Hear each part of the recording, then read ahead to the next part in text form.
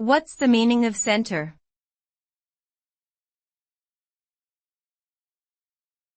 Center.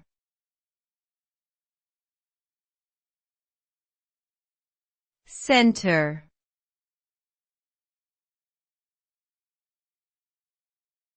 Center.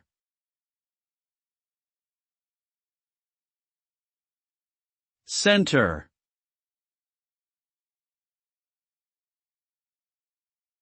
Center can have multiple meanings depending on the context. It can refer to the middle point of something, like the center of a circle or the center of a room. It can also refer to a place where certain activities or functions are concentrated, such as a shopping center or a medical center. In other contexts, center can be used as a verb, meaning to focus or direct attention toward a particular point or activity. Overall, the meaning of center is determined by the specific context in which it is used.